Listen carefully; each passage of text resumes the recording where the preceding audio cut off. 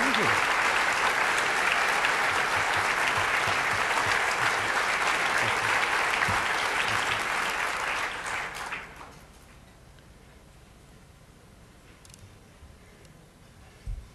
That man speaks remarkably good English for somebody who went to Michigan State. Don't you think so?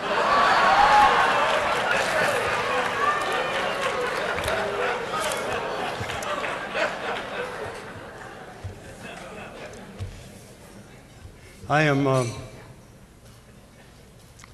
humbled to be here to accept this award, but I'm going to take it home with me. So just a few reflections for you. On Memorial Day, I went over to Arlington Cemetery to honor those young men and women we sent to Iraq, to grieve for those who were sent back dead or shattered.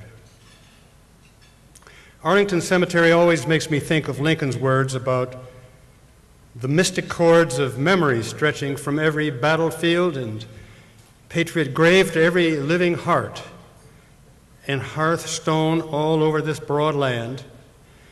They will yet swell the chorus of the Union when again touched, as surely they will be, by the better angels of our nature.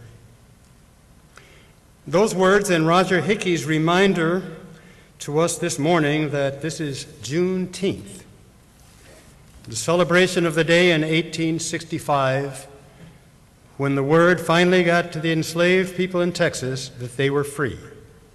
It reminded me of my own mystic chords, which run back to rice plantations in South Carolina in the early 19th century, and then up through the cotton fields of the hill country in Mississippi, and ultimately to the segregated hospital in Kansas City, where I was born 75 years ago. While it was hard to think about the better angels of our nature while George Bush was in the cemetery, noting the young American lives he had so carelessly squandered all over the forbidding landscape of Iraq, I did cling to those better angels because I needed them in that place that day. And they're back here on Juneteenth Day as I remember the story of my great-grandparents being freed that spring on the Mississippi plantation in those northern Mississippi hills. And I thought of black people struggling up and out of slavery and segregation with the help of decent white people and the better angels stored up in the Declaration of Independence and the Constitution of the United States. I thought about the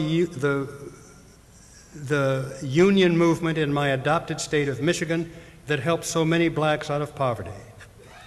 I thought then of how our movement had encouraged the Vietnam peace movement, the revival of the women's movement, the Latino, Asian, and Native American movements, and the gay and lesbian movements. We have had better angels in our country, and they have made us a far more decent country than the country I was born into. But those angels have been banished and trampled in the last years by people who nurture pathological greed, who harbor a contempt for ordinary workers and their unions, who flee from facts in order to blind themselves in ideology, who tear at the Constitution, and who have no decent regard for the future of our children or the opinion of mankind. We must take back America from the despoilers. Take back our children's futures. Take back our respect for our treaty obligations. Take back our respect for labor and laborers. Take back respect for people who are not just like us. Take back our compassion for the poor and our concern for their children. We must do all this for our grandchildren's future, to honor faithfully the young people whose lives have been snuffed out or destroyed by our unforgivable, blundering war. We must take back our Constitution, take back our honor, take back our better angels, and take back America. Thank you so much.